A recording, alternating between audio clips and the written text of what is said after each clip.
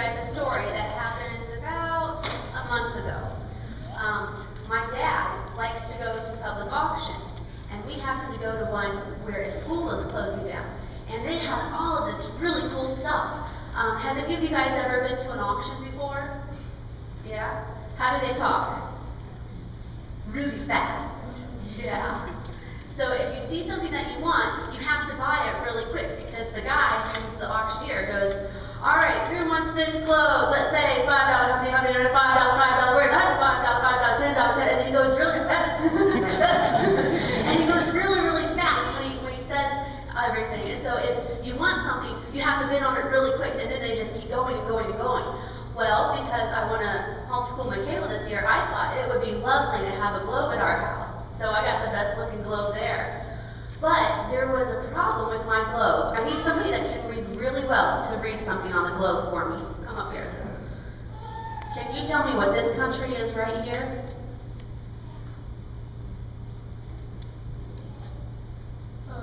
Union of Soviet Socialist Republics. Good job. For you guys, that's USSR. Do you guys know where that is? That's because it's not there anymore. There's a new country there called Russia. Well, it's kind of an old country, but anyways, that was kind of a problem, that there was a globe that has a whole bunch of countries that aren't around anymore.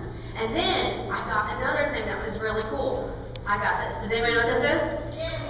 A camera. And I had to buy it as it is, so I had to buy it without even knowing if it worked or not. But I only got it for $5, so I was like, all right, this is a pretty sweet deal. And I got home and check this out. It works. But I do have one problem with it. Can somebody look at it and tell me where I put my memory card? Timothy, can you tell me where I put my memory card?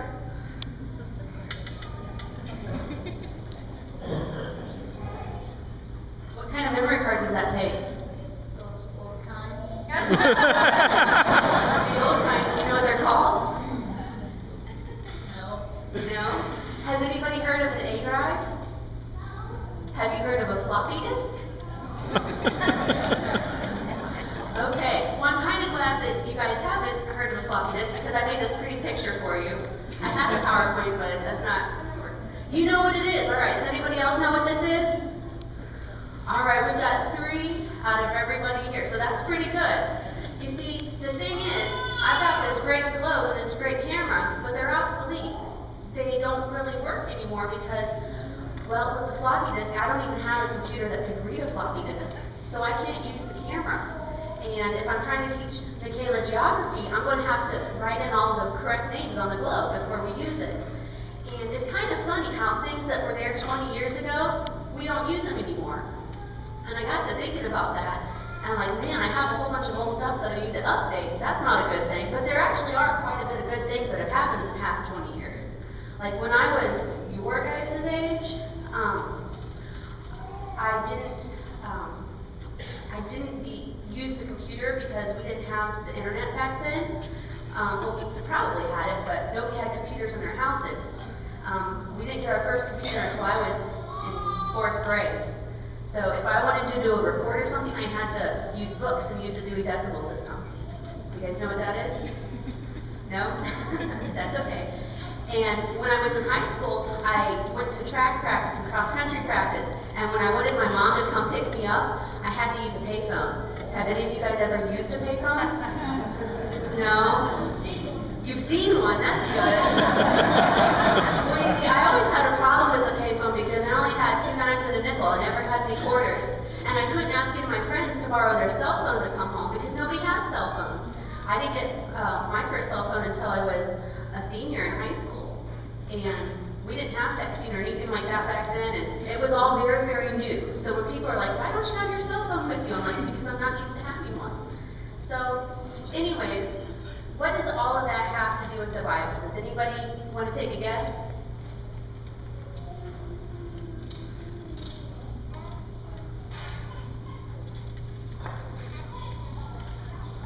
Well, I do have to be careful with a cell phone, but I can't call God on my cell phone. What all of this has to do with the Bible is because I'm talking about things that are old and things that we now have that are new, there is a verse in the Bible, Isaiah 43:19, and it says, "Behold, I am doing a new thing. Now it springs forth. Do you not perceive it?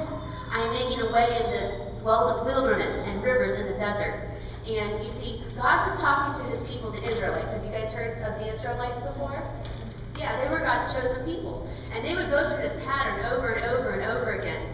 They were going through this pattern of, they had union with God, and they were praising him for a little while. But then they forgot him. They started worshiping all of these idols and these other gods. So God turned his back and they went into exile. And they realized through their hardship that they had sinned. So they cried out to God, and then God heard them and forgave them of their sin, and he restored them. And so they had union with God again. And it kept going around and around in a big cycle. And the thing is, with that cycle, God dealt with each generation appropriately. Most of the time when the people would go into exile, they would be there for quite a while. And it would be their children or their grandchildren who would cry out to God. And so God took each generation and he dealt with them on his own terms and for what was appropriate for their time. And we're going to do a little demonstration right now. We're going to do, I know it smells stinky.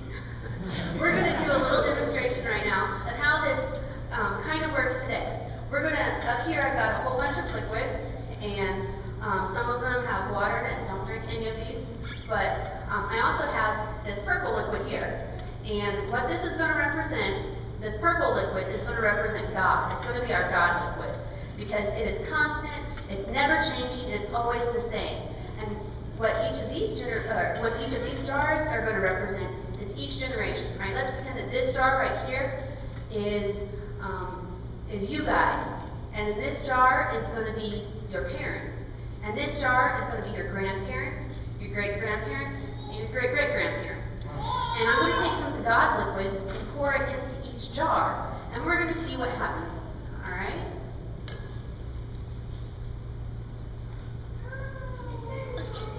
It turned green, didn't it?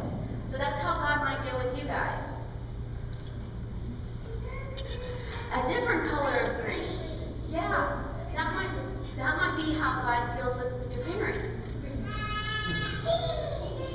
Pink. That might be how God deals with your grandparents. And red.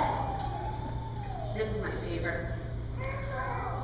It's purple. You see, God takes each generation and he deals with them for what's appropriate at that time. And while it might look like they're all the same, they are very, very similar. They're all really close to being the same, but they're each just a little bit different. And so God deals with them differently. And that relates to you guys because in your generation, God is going to do something great. He is going to do something new, and he's going to let you guys be a part of it.